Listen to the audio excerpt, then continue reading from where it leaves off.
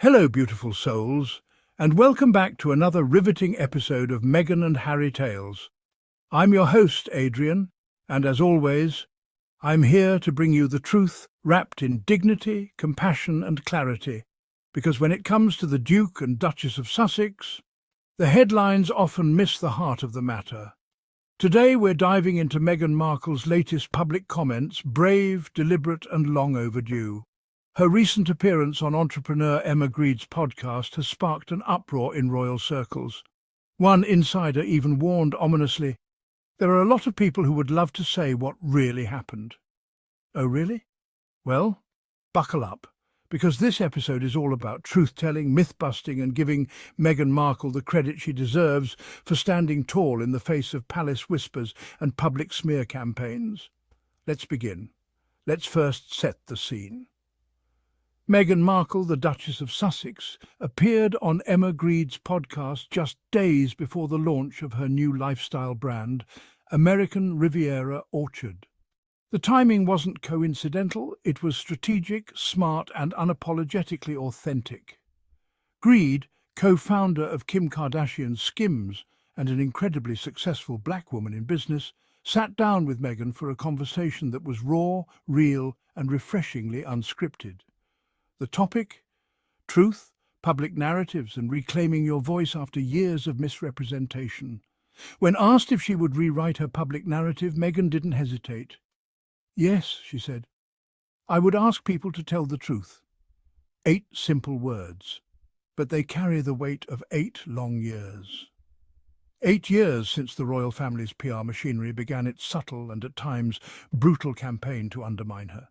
8 years of distortions, omissions, and tabloid distortions that painted her as an outsider, an interloper, and a disruptor. And yet, here she is. Not angry, not bitter, but deeply reflective and clear-eyed. Meghan explained, "You do a lot of self-work. You go, what's the why? What's the reason for this? It's happening for a reason." And when her friend Serena Williams told her, "A lie can't live forever," you could almost feel the ripple across the entire royal household, because that's what this moment is, a reckoning. Now let's talk about the reaction. No sooner had the episode aired than a royal insider came rushing forward to issue what can only be described as a veiled threat. There are a lot of people, both within the households and outside of them, who would love to say what really happened, they said, via the Daily Mail. But here's the real question. Why haven't they? If there's a story to tell, why wait 8 years? Why hide behind anonymous quotes and palace corridors? Because they don't want a conversation, they want control. This is classic deflection. Cast doubt, stir tension, but never actually speak on the record. Why? Because when you're part of an institution built on secrecy and hierarchy, truth is dangerous. Let's be clear, Meghan didn't name names. She didn't detail the lies she referenced, but she didn't need to. Because we remember. We remember the lies printed by the press that were never corrected by the palace. The crying narrative that turned out to be false. The so-called diva behaviour that was never backed up with facts. The staff who suddenly found themselves as tabloid sources after reportedly being told to stay quiet. This insider's response only proves Meghan's point. The truth has always been inconvenient for the palace. Meghan's podcast moment wasn't about vengeance, it was about healing. Too often, survivors of systemic mistreatment are told to move on, let it go, or take the high road. But that's not healing, that's erasure. What Meghan demonstrated in her conversation with Emma Grede was the power of integration. She said, "It was a great way to get my voice back." Think about that for a second. After all the noise, the interviews, the lawsuits, the headlines, she still felt like she hadn't fully reclaimed her narrative. That's the emotional toll of institutional gaslighting.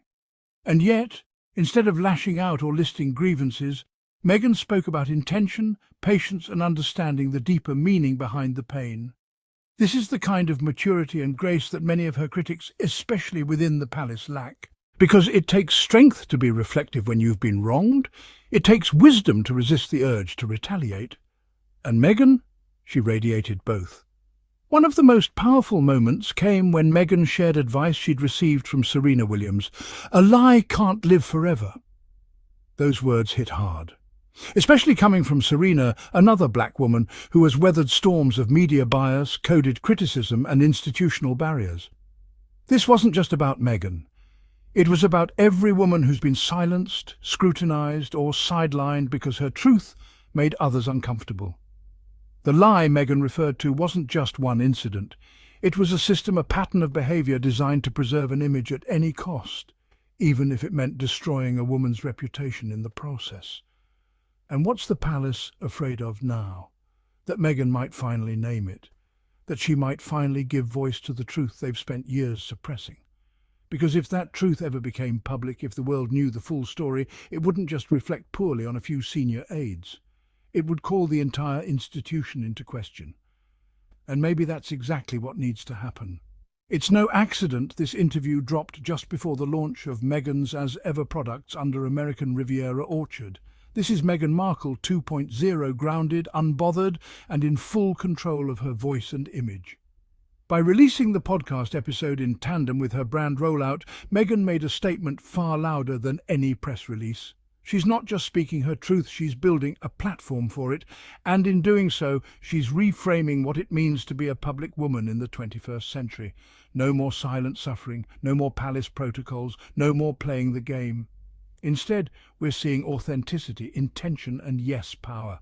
Real power. Not the ceremonial kind, but the kind that comes from knowing who you are and refusing to apologize for it. So let's circle back to the insider's comment.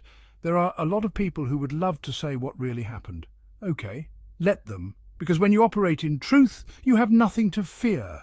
But here's the thing they won't. Not publicly, not under oath, not on record. Because they know their version of events won't stand up to scrutiny. They know Meghan has the receipts, the texts, the emails, the first-hand witnesses, and they know the public tide is shifting.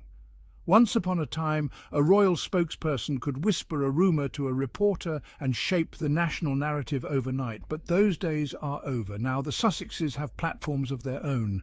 Meghan can speak directly to millions without a press filter, and that, more than anything, is what terrifies the palace. Let's not forget Prince Harry in all of this. While Meghan's podcast moment has stolen headlines, it's part of a broader journey that he too is walking.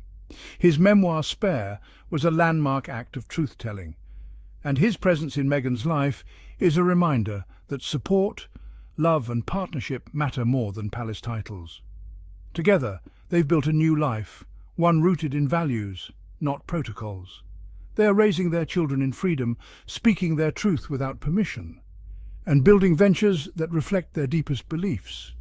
This is the legacy they're shaping, and it's far more meaningful than anything that comes with a tiara. So what do we take away from all this? We take away courage. Meghan Markle's courage to speak, to reflect, to grow and to heal.